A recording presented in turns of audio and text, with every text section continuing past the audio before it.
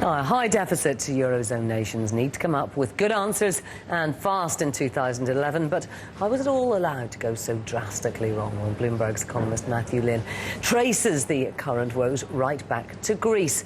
His new book, Bust, accuses Athens of riding the wave of economic prosperity and bringing a continent, a currency, and even the global financial system to its knees. Well, I'm delighted to say he joins me now. Matthew, I mean, we're still clearly right in the teeth of this crisis.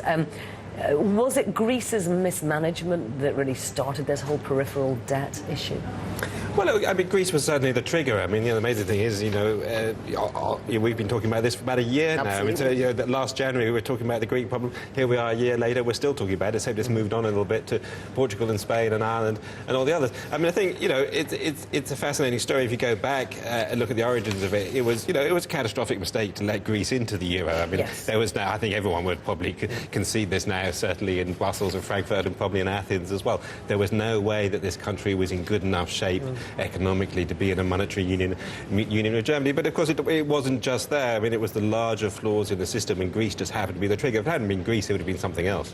I mean, the kind of story of the unfettered spending, of the deceit, I mean, it's not one that you associate with Northern Europe, is it? I mean, it's something that's much more like, it's a kind of story that you would expect to hear in Central America or Sub-Saharan Africa or something. Yeah, absolutely. I mean, there's a pretty much consensus now. The Greek government owned up to this, that they pretty much fiddled and blagged their way into the single currency. And what happened, of course, was the bond markets then made a mistake. The bond markets, thought that lending to Greece was the same as lending to Germany, and they had a big error. Except they were, because the Germans came along and bailed them out. And that was error. It's a whole catalogue of errors that have led us up to here. So error number 2 was actually bailing Greece out. It would have been far better for the long-term viability of the euro if they said, actually, it's going to have to default. The bond markets would have taken the losses. Of course, there'd have been a big hit in the banks. They'd had to pay for that. But there's a big hit anyway.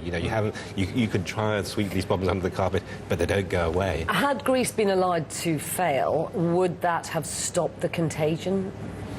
Well, I mean, the interesting thing about contagion, and I talk about this in the book, is it's the wrong word. Because this is not a catching thing. And I think part of the problem with the analysis, coming out of the people running this crisis, trying to fix this crisis, that it is contagion. There's a problem with the bond markets. But it's not. They've all got the same fundamental problem, which is these huge imbalances. They can't compete with Germany within a fixed exchange rate system. So you get these huge trade imbalances, massive amounts of money get recycled through the banking system, either through government borrowing in Greece or some other countries, or through the private sector, property borrowing, as we saw in Ireland. But massive amounts of money get recycled through the system, and it ends up with bankruptcy, it ends up with a bailout.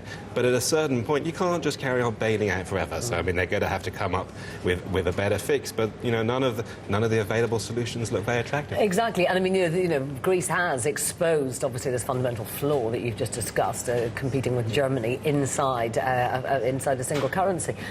Does your book draw any conclusions as to where we end up at the end of all this? Can the euro survive it, and in what form? Yeah, I come to the conclusion the euro can't survive. You can't put a date on it, but I mean, the thing fundamentally doesn't work.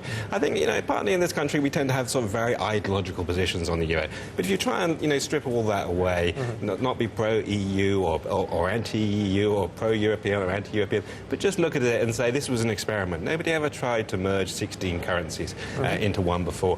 No one knew how it would work out, and it was a big bet that they would converge, and it just didn't happen. So I think you have to conclude that it's going to fail. All sorts of ideas. I mean, the debate is moving on in an interesting way. How do you split the thing up? Could you have 2 euros? Could you have 3 euros? Personally, I mean, I talk about this in the final chapter. I don't think that can work. I think you have to go back to national currencies.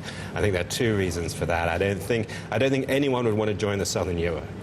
I think it would be led by Italy as a losers club, and 2, there'll be no more monetary experiments after this one. No one's going to have any appetite for it. OK, Matthew, good luck with the book. Sounds fascinating. Thank you very much indeed for joining us.